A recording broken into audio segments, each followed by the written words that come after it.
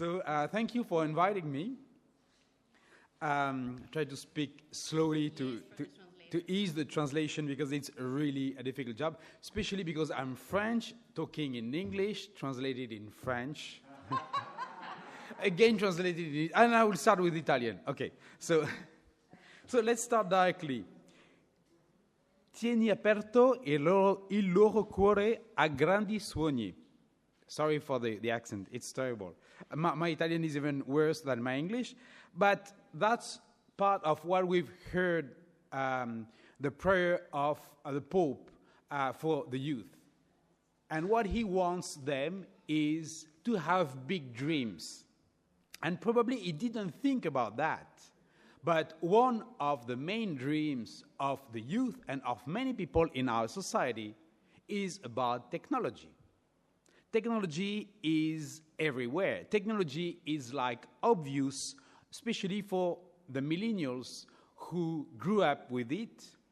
But it's now everywhere. It eases our life. It makes it more connected. It makes the economy more collaborative. It will bring job opportunities, or it will take the job of some people in some countries. So that's a key element. And for them, it's impossible to live without it. Impossible to live without Snapchat, Instagram, without a cell phone. I don't know, for you, do you have a cell phone? I mean, a smartphone with internet? Raise your hand. Okay, so most of you. Okay, great. So we will be able to use it. Oh, no, we have no connection here?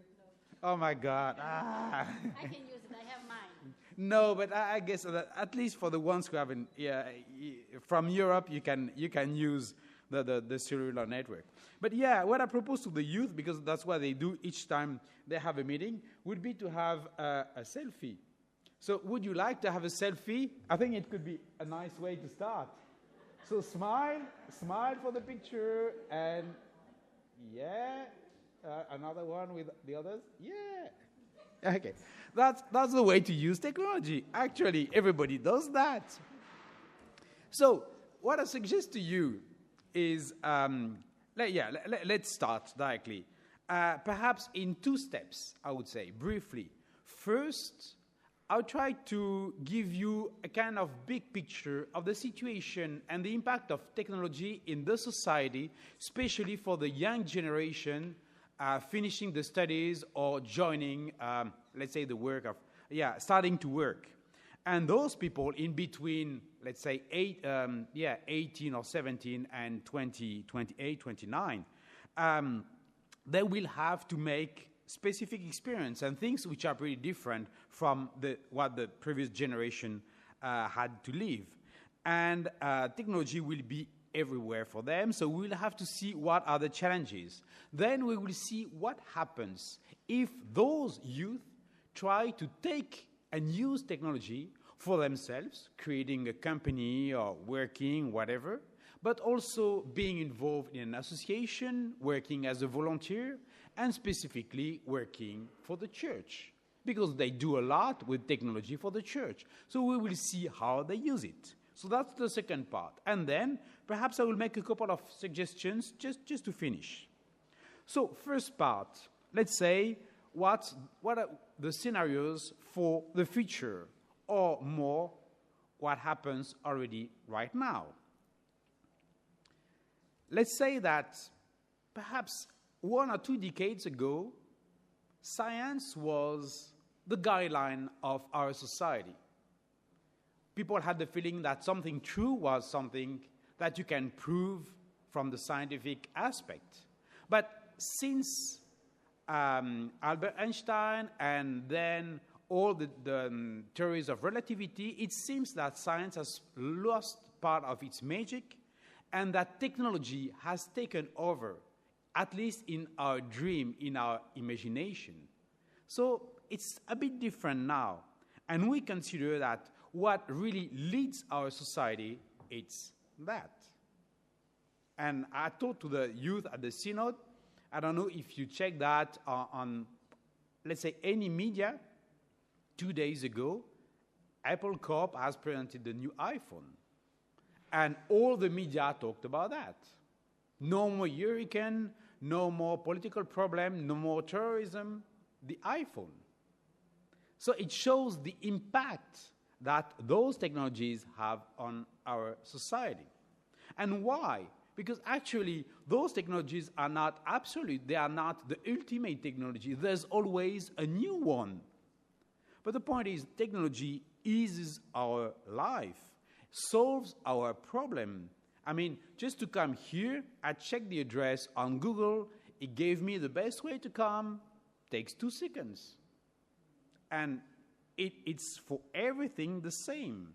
So it makes our life easier, and many people, especially among the youth, would say it works miracles. And among the technologies, I'll just take 2 examples, just to give you a picture of what it is nowadays and what can be the very, very near future. When I say very near future, it's 4-5 years. So it's not science fiction, it's just right now. I will not talk about the social networks, Facebook, and so on, because I would not say they are technologies of the past, but they are not technologies of the future anymore, because we are already using them since years and years. So I will take 2 examples, and the first one is artificial intelligence. Perhaps for you it sounds a bit Star Wars or Star Trek, like but actually the key element of this new phone sold by Apple, but that's the same for most of them, is the use of artificial intelligence. He recognizes your face, he recognizes your voice, it's able to answer. You say, oh, hello, find me a nice place, a nice sushi shop. And say, oh, the best sushi shop in your area is that. So it's the beginning of a conversation. Up to now, it's a bit childish conversation. Yeah? If you say, what's the meaning of life? Not sure what will be the answer. But it's, but I mean, it's the beginning. But it's already very, very strong. And let's say that artificial intelligence has already, let's say, is even already better than the human being for many things. Detecting cancers, making finance analysis, browsing on the web and finding information, sorting millions of information. For all of that, the AI, the artificial intelligence, is much better. It's faster, it's more reliable. So actually, it's already there.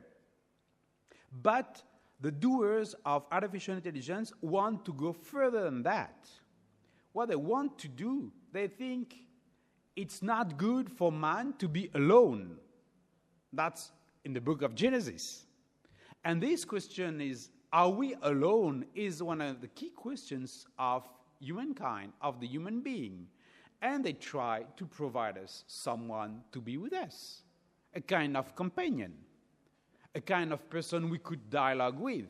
Up to now, it's not ready, but it's almost the kind of artificial intelligence which is really an intelligence. I mean, with a kind of self-awareness and able to address any kind of question. So we can dialogue with it. Which answer this intelligence will give us? Which vision it will have of the world? Which decision will it make if we give it the power to make the decisions in the economy, in the society, just having the finger on the nuclear button? What will be the decisions? Will those decisions be in accordance to our value or even the human interest? That's a real question. Because, for example, if there's a big starvation in a country, you ask to an artificial intelligence how to solve the problem. 2 options: find more food or kill half of the people. It's scary, but actually that's the kind of logical answer. Slower? Okay, sorry. So that's the kind of logical answer. Try to be Swiss, yeah. No. Intelligent for translation. No, oh, it's coming fast. but up to now, it's not reliable. But that's the point. So I mean, for sure, it's already involved in justice, in the healthcare system, in politics, in economy. But what will be the impact? That's one of the questions. In addition, the other point is that those developers of artificial intelligence pretend also to not to be only the creatures, but to become creators. Because if you start to create something that interacts with you, which has its own personality, then you can feel yourself as the creator. So you can rule the world. Finally, I mean, since the book of Genesis, it seems that the human being just wants to rule the world instead of God. Finally, they have the feeling that they have an opportunity to do it. But the problem is it true? And what will happen? We know that if the human being starts to play God, very often the end is not a happy end. So that's the kind of problem we will have to face, or the young generation will have to face very soon. Other part. So other example, let's say, the second technology is all the technologies about human enhancement. How familiar are you with human enhancement? Do you know what it is? Yeah. So that's all this transhumanist dream of fixing the human being, enhancing it, changing our body. And actually, what do they pretend to do? They pretend to carve our own style so we can make ourselves better.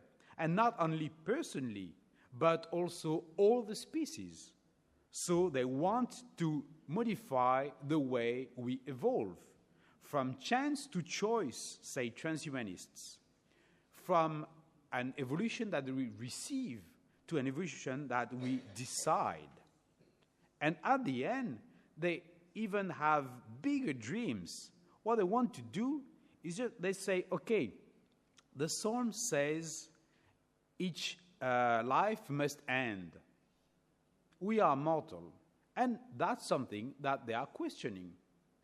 Why the human being is mortal? Could we live longer, even forever? And that's the second dream, let's say, of those scientists, those technicians, and a dream that more and more they pass to the young generation. You can see that in the media. You can see that everywhere. After a while, people have the feeling that it's possible. For sure, those two technologies are not exactly mature now. They are not ready. But the key point for me is not the fact that they propose something that is not possible yet. It's the fact that it has a strong impact on our society and our system of values. It changes our society. It changes our system of value. So I said, artificial intelligence, up to now, wants to be smart, but doesn't include all those details that make the human beings intelligent, including failures, including discovering something at random. I mean, many discoveries were done just by accident or even by mistake. And we, human beings, are able to flourish on our own mistakes, to take advantage of our own mistakes. And so artificial intelligence, up to now, is not so efficient as natural stupidity. Being stupid for a human being, time to time, is just better. And the same for those technologies of human enhancement. They say, oh, we will fix the human being.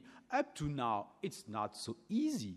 We see that we're not like biological or living machines. We are much more complex. So they are not able to deal with that so easily. But they have an impact. Selling a dream, they have an impact. And the impact is that they pass the idea, they sell the idea that actually we are almighty. We can do everything with our body. We can create everything we want. Actually, we have all the power. The problem is Not so sure it's true. And so, what will be the impact of those dreams on the new generation? That will be a key element, especially because if they want to defeat death, if they want to create new creatures, they play God. Actually, it's a way also, let's say, to build a new religion, or at least a new spirituality. And in the Silicon Valley, technology is the new spirituality. So I don't want to be too bad, but just to see what's the impact of those technologies. Yesterday, I proposed just to try something. If you have a cell phone and if you have access to internet, could you take it, please? And you will show to the others.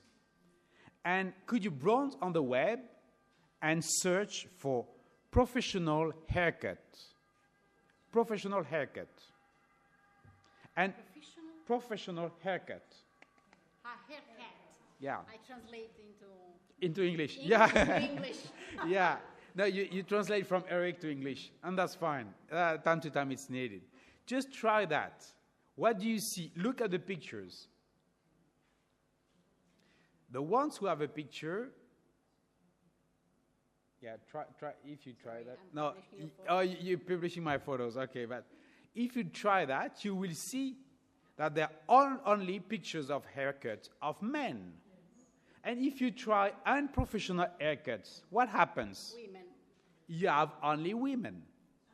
Professional male and professional female. And I think it's not because Google would be sexist.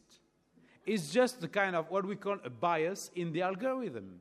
After a while, when you search for something professional, you see something which is more, it's gender-oriented. It's more for men and unprofessional women. So you see what the kind of idea can pass, even unwillingly, through technology. And that changes the mindset of the youth that use that all the time and search all the questions on the web. Google is my friend. So you see the impact that can occur, that the kind of impact we can have. And so when we see that, unfortunately, those technologies carry a set of values, most of them being based on an anthropology, which is a kind of broken anthropology, a kind of homemade, pretty poor anthropology. And the key question is very simple. I'm blaming nobody. Is that those companies building those technologies, they have no theology department, they have no philosophy department, they have no anthropology department, but they have the best laboratories in the world. And so the lack of dialogue between the disciplines, between the humanities and technology, leads to this kind of gap of difficulties. So actually, that's why we have created this network called Optic. We're trying to bridge the gap with those companies, which are not evil at all, but just they are going their own way. And so when we say that, I would say, to come back to the youth, they have two options facing that. The first one is to follow the natural human temptation. And actually, what's the human temptation? So I said, yeah, we need to look things with the eyes of wisdom. And let's say that's one of the options. But the most natural one is to see technology as a kind of totem or as a kind of idol. We empower something, we put our power in something, we put it in front of us, we start to have a kind of veneration with that, and we expect this tool to provide us salvation or at least protection and help. That's the totem. That's the idol. And actually, that's the way we can do with technology. Because in the Old Testament, the scripture says, about the false gods. They have ears, but they hear nothing. They have eyes, but they see nothing. They have a mouth, but they don't talk. But artificial intelligence hears everything. It can see everything. And it talks. So it's easier to make it a kind of idol. And so that's a danger, and I think that will be a real temptation, especially for the new generation facing that all the time. But the other way is not to consider them as idols, but as a kind of icon. I mean, technology is not a tool. It's not true. There's an intentionality behind the technology. A cell phone or a brain implant is not like a hammer. It's not a tool you can do anything with it. It's built for a specific purpose. So it's not neutral. Technology is not neutral at all. But they don't lead us to somewhere. They don't provide us the meaning. And I would say just that the other way to see technology is to consider technology as an icon of something else. The icon on the computer or in the church is a reality opening to something bigger. It's the symbol putting us in touch with something bigger. And what's behind technology is all the project of our society. Which kind of society do we want to build? Which kind of society the youth will have to build with technology? They will not be able to do that without technology. But with technology, they can do a lot if they go the right way. So I would say that's the way, that's the kind of meaning of that we have to discover through technology.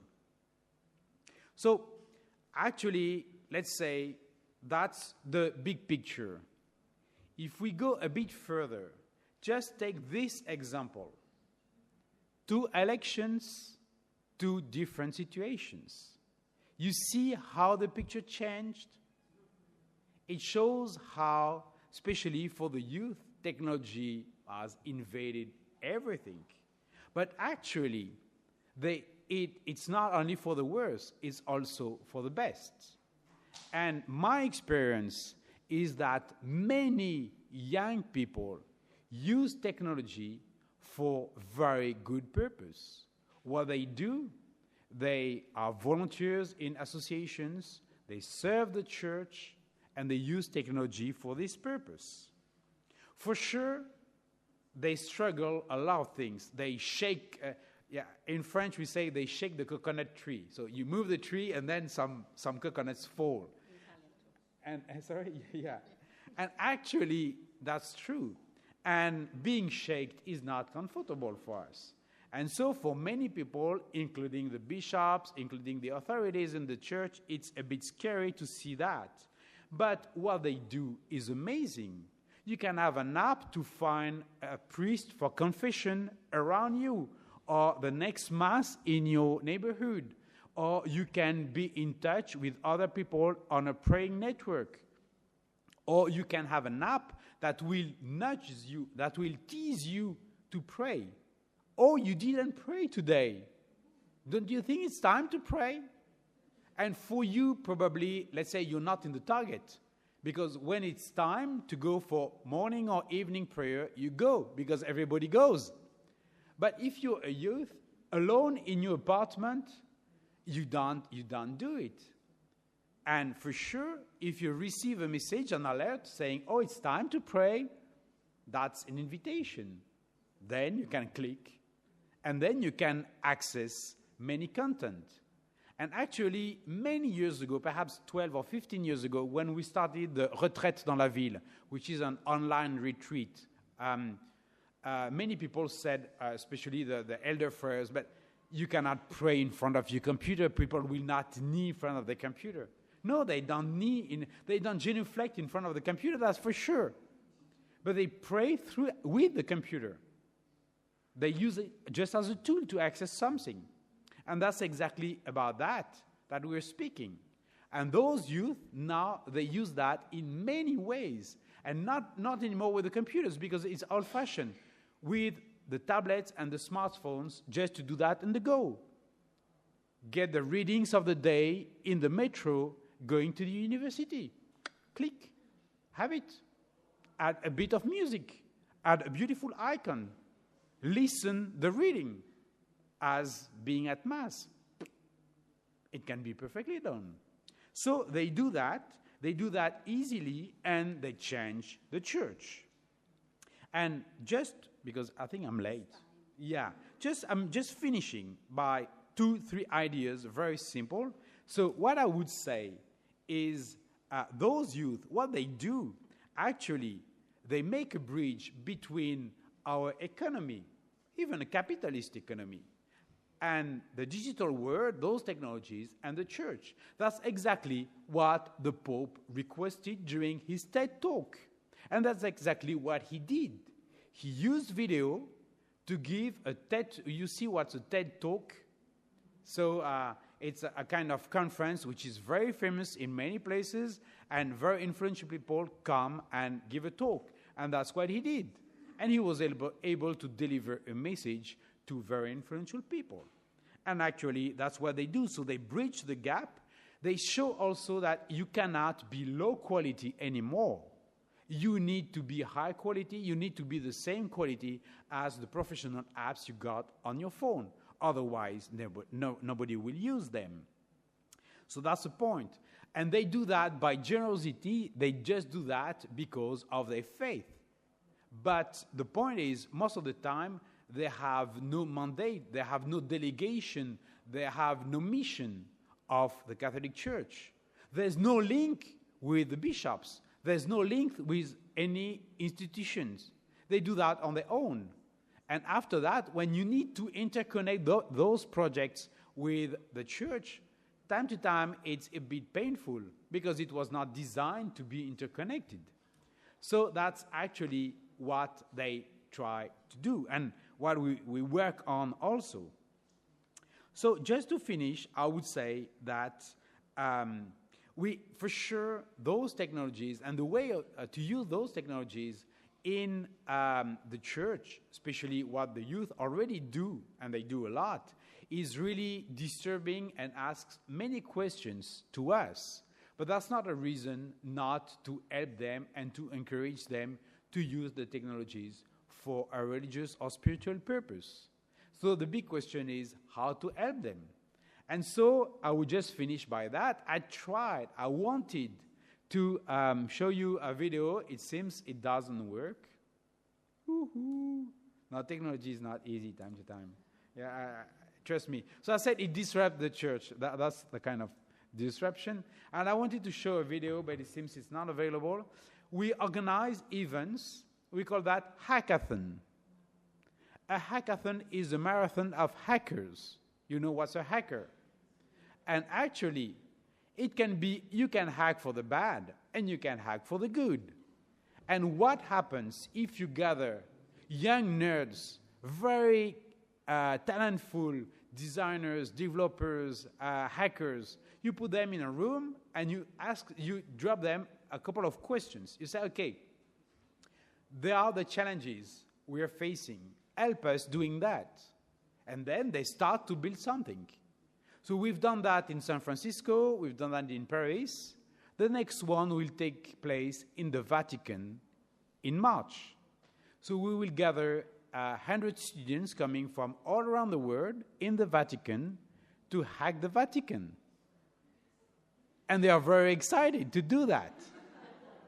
But when I talk to the dicasteries, including Cardinal Turkson and so on, they are also very excited because they know that they have the questions, they have the challenges, but they don't have the answers.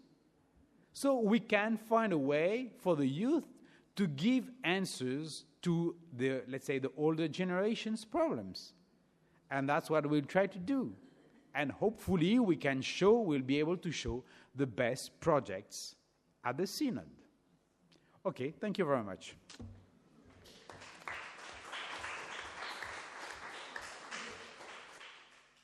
Thank you very much, Eric. It was really, I have some keywords that still echoes in my mind and, like sense, meaning, ethic, anthropology.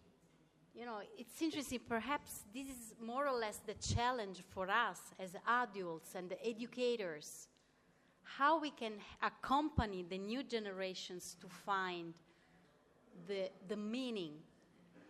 Some days ago I was reading, like a bande dessinée, how to say in English? Yeah, comic strip. A comic strip, and it says, you shouldn't look for happiness. You should look for meaningful life. It's interesting, So perhaps this is the challenge for all of us.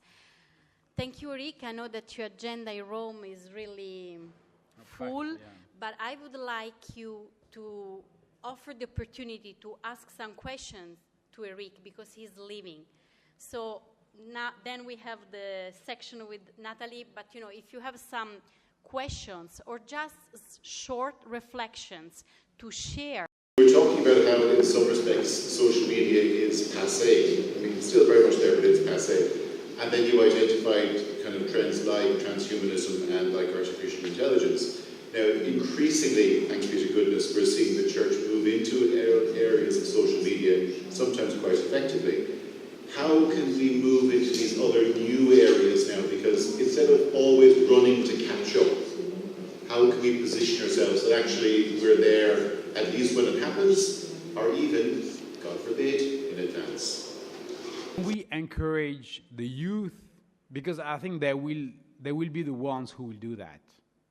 First of all, because they know what their generation need as evangelization tools, the kind of app they would like to use.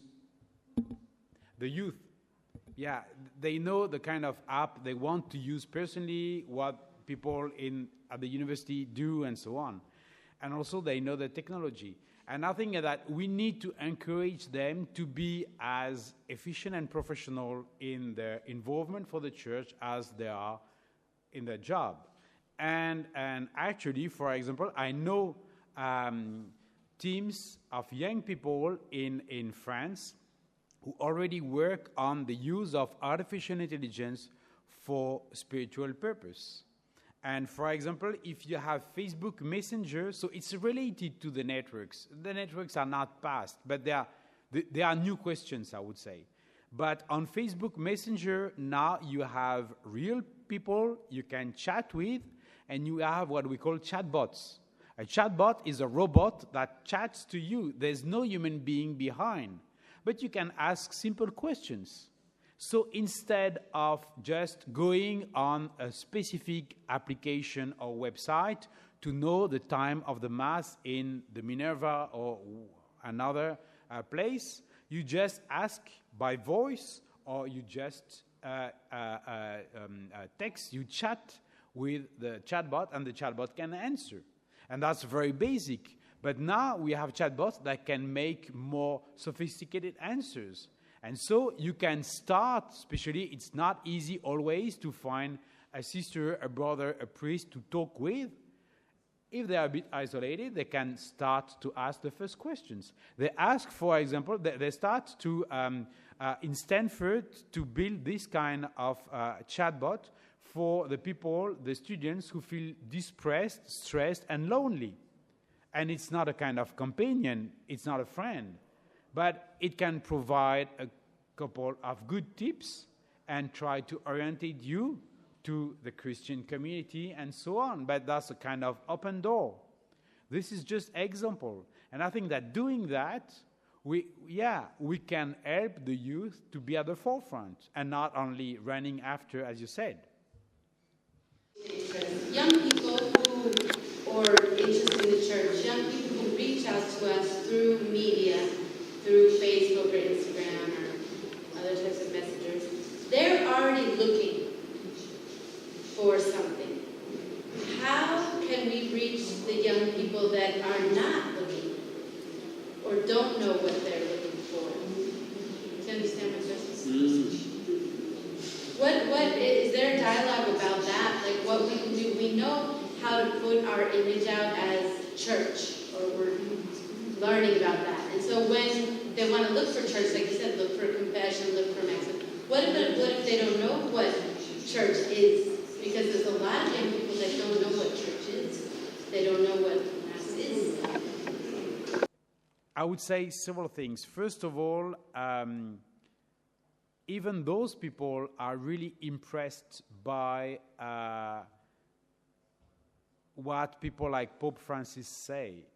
Just an example, it's absolutely not high-tech, but I was in a train going to give a keynote somewhere, and I had opened my Roman collar, so it was not so visible. I was a priest, and there was a young guy in front of me. He was reading Laudato Si. And at the end, he gave me the book and says, "Oh, it seems that you could be interested in this book. It's a very good book." I say, "Oh, wow, this guy is trying to evangelize." So I say, "Oh, you're Catholic?" He said, "Not at all. But it's a very good book. So I consider you should have it." And so I was evangelized by a non-Christian, which is an interesting experience. But what I mean is, first of all, on the networks, and that's why Pontifex, so the Twitter account of the Pope is so important, and it's one of the most powerful on Twitter. He has so many fans, so many followers. So people are looking, even if they are not believers, they are looking for, let's say, a word you can trust in, something you can, something which is a bit substantial, a bit solid. So that's the first point. The second point is when we interact with the people, especially the ones who don't know, using the networks, and that's where artificial intelligence can help a lot, is very efficient. For example, our brothers in Brazil, they are 80 for 300 million people. It's not a lot. So for a young Brazilian guy, you have absolutely no chance to meet a Dominican. And so they are massively present on the networks, and I would suggest that they can use not only the human presence, but this kind of interaction that you can have, including with the chatbot and so on, so you can reach more people and start a dialogue on many topics. And then something can raise, something can be discovered. Up to now, they are pretty low-tech, so only the guys, the human beings do that, so they cannot do that so much. But even like that, 5 years ago, they had no novices. This year, they have 11 novices. Just using the human being, the human forces of the province in Brazil. What will happen if they use more technology? I guess that they can really spread the word massively and enter in a dialogue with many people. And then, among them, some will discover that they are looking for more than the basic happiness that the word can provide.